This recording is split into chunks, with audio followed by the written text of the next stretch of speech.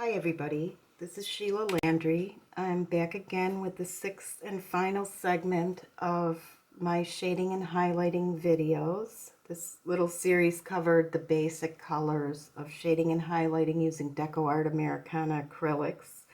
What inspired me to do this was I painted this cute little set of figures called Santa's Family by France Quirion. And all the links for her pattern are going to be in the description. All the links for everything should be down there. And she had done her pattern with Jo Sonja paints, which I don't have and I don't use very often. And they have different properties. So I wanted to see if I could achieve the same effect that she had made using DecoArt Americana Acrylics. And people were pretty pleased with how mine came out, so I thought I'd show you all how to do them. So we've done all the basic colors. The last color I want to show is gray. And grays were used as undercoats for the beards mostly in this project. And there are some other things I want to show you about gray. And we're going to go over those. I'm going to put France's figures aside, and I used my little ice skates that I sell on my website. I sell woodworking surfaces to paint, and I'm going to be making a pattern for something with these skates. I love them, and I thought they were nice because they're basic and they help me show the basic things that I need to do. I base coated with Gray Storm, which looked like a similar color to what France used. And when I base coat, as I said in my other videos, I usually do at least 3 coats. The first coat tends to seal the wood as the moisture in the acrylic paint penetrates either the wood or the MDF, and it causes the fibers to swell. The acrylic in the paint then seals it. It freezes those fibers into place. So if you lay down a coat and then you sand it, then it also forms a barrier so the subsequent coats will not penetrate the wood that much. So once you sand that first coat with very fine sanding paper to get those fibers off, you have a nice smooth surface for your other coats, and it usually takes 2 more. It did on this. So as with the other videos, I'm going to start by highlighting. A word I want to mention about grays, there's a lot of different grays. There's blue grays, there's black grays, there's even greenish grays. And sometimes it's hard to find a matching or a similar shade of gray to do your shading and highlighting. So what I'm going to do with this Gray Storm, it's almost like it has a little bit of green in it to me. But in order to highlight it, I'm going to add it white. And this is one instance where I go to white often. If I have a blue-gray and I add a little bit of white to it for a lighter shade, it'll look nice with it. It's kind of a guarantee to look nice. So I'm going to use my Deerfoot brush, and I picked up a little of the white and a little of the base color. And I'm working the paint into the bristles because I'm going to dry brush this.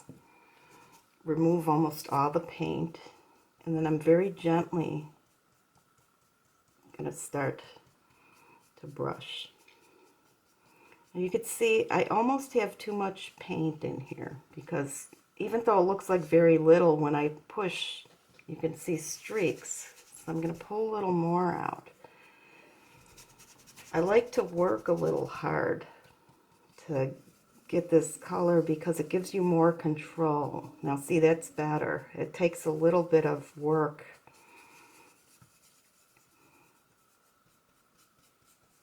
The goal isn't to do it quickly, it's to do it right. And we spend a lot of time painting. See how it's building the color on top.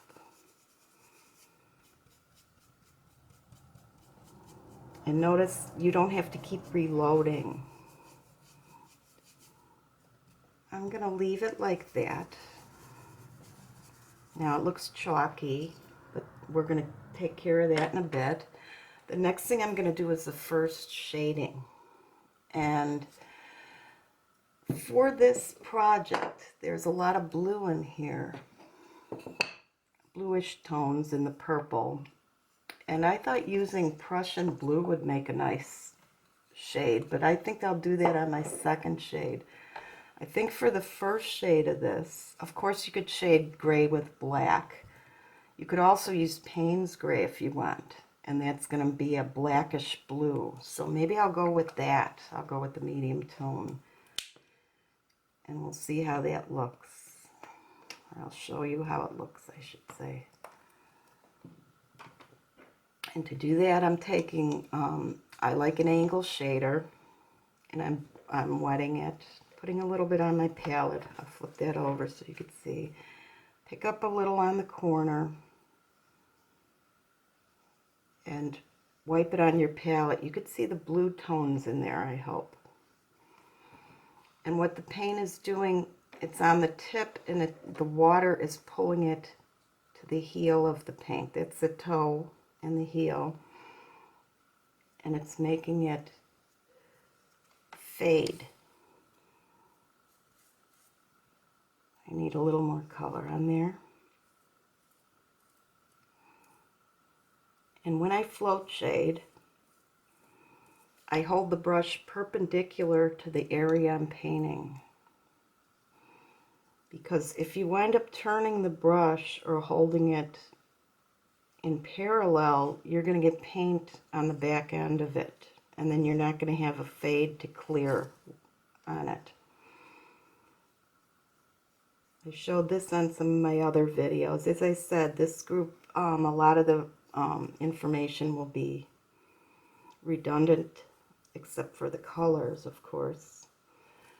But I'm trying to teach, so if you just want to jump in on one color in particular, you don't have to watch the whole series, and you can still get the idea.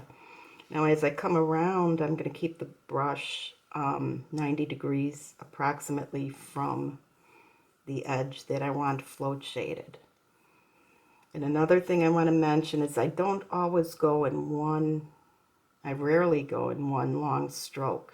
I take little strokes and blend as I go. And the water allows you to move the paint for a while. Now when we get to a heel or a small area like this, I tend to jump around and let that set a bit. Because if you go around it, you're going to wind up just pulling it right off. So I'll do a little on the bottom. Now see, there's a lot of water there. You can see the puddle. So what I do is I blot, and I go over again, and it absorbs that extra water. As I come to an area where I would pull off paint, this is still fragile because it's not totally set. I do turn the brush a little bit of an angle, and then as I come to a bigger area, I'm going to go back to 90 degrees.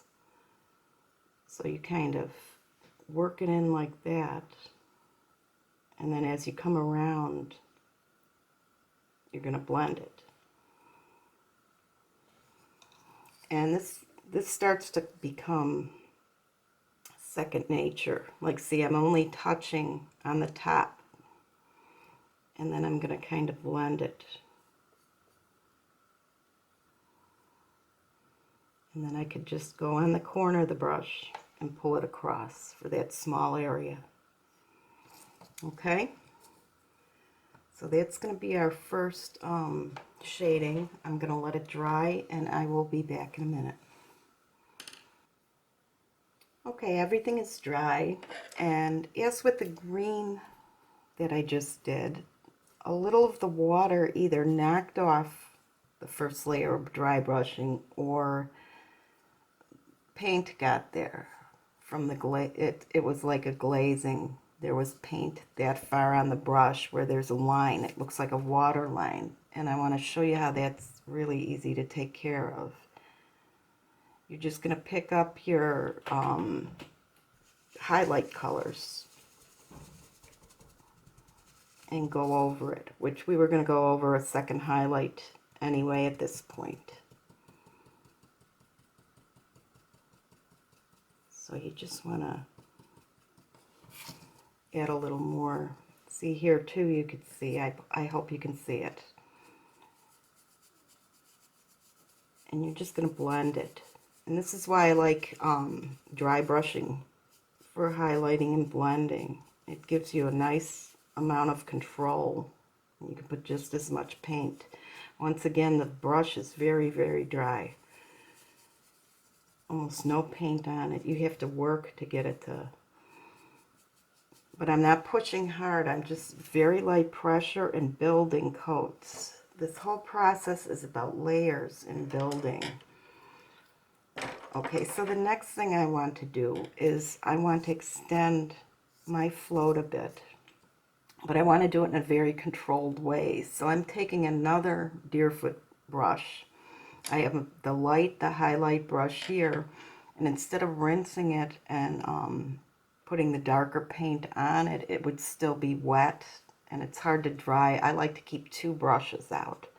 So this will be my shading brush. And I'm picking up that Payne's Gray.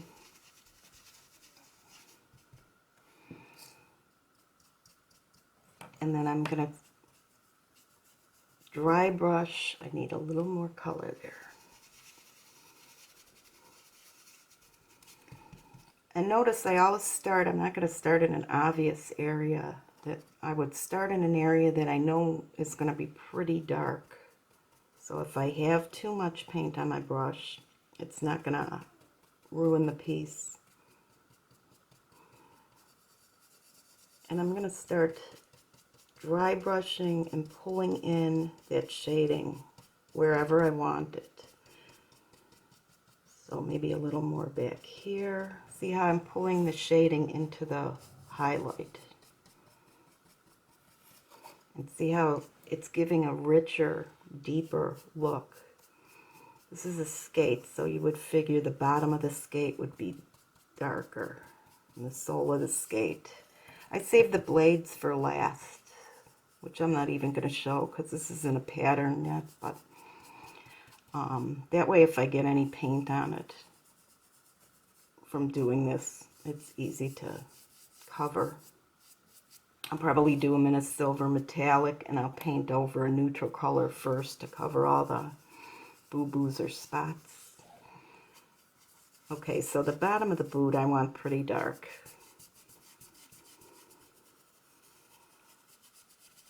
And then I'm just going to bring it in a little bit at a time. Now see how this gives a nice uneven edge? Because sometimes if it's too even, it looks too on purpose. And this looks a bit more natural. So the next thing I want to do is to glaze it down so this doesn't look so chalky. And how I'm going to do that is I'll take a softer brush. This is the Golden Natural brush from Silver, and it's softer. And I'm going to make kind of a wash out of my shade color. And you can see that Payne's Gray is quite transparent on my palette. I hope you can. I think it's far enough in. And then I'm just going to start to glaze over it very lightly. Not a lot of water, but not a lot of color either. This is a very quick step. What it's going to do is pull the colors together.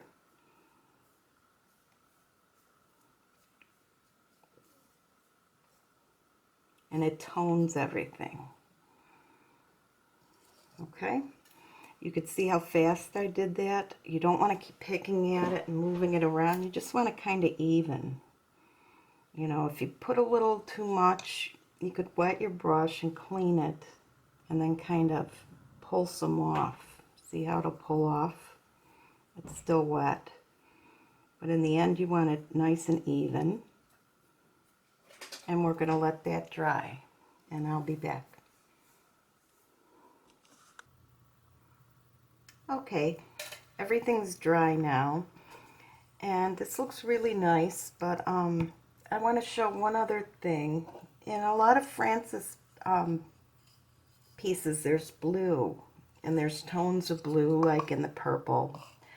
And I thought it would be nice to put a Prussian blue shade on the gray and see how it came out, and I really like how it did.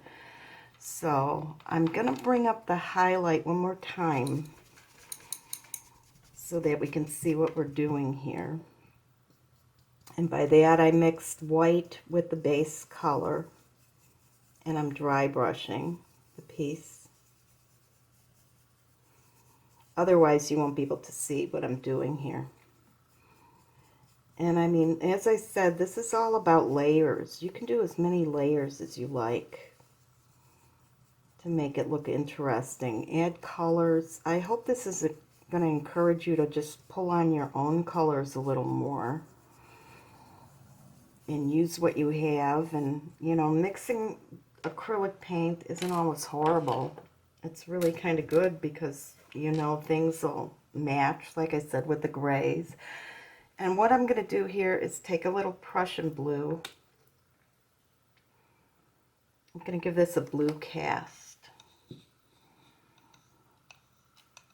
And I'm using the softer angle brush. Now you can see how much more blue. It's almost a purple, the Payne's gray. And the Prussian is, of course, more blue. I'm going to load up my angle brush. And I'm going to float around again. Now I'm hoping this will show on the video. You can barely see, but it makes it gives it a really pretty bluish cast to it. And I'm just doing, since it's so dark, I'm doing a heavy float around it.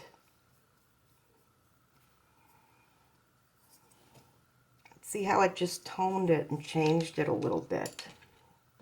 And what I'm even going to do, because this will be the last little segment, is wash the center. Wash that part that I just highlighted with the Prussian.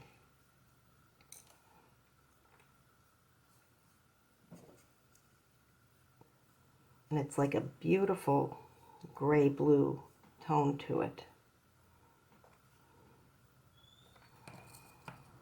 Okay. So I guess that's it for this little series. I hope you liked everything. I hope we learned a lot, and I think I'll be doing more videos. You guys seem to like them. As I say on all of them, subscribe to my YouTube channel, and you can like and you can share the videos. That would be real helpful for me because it gets everything seen. And if you have any questions, look for the Facebook group. I'm in there all the time. I try to check that a lot of times during the day, and I try to interact with everybody as often as I can. And thank you for all your nice words and your encouragement and everything. I really love what I do, and I appreciate you guys following me and encouraging me. Okay? Happy painting.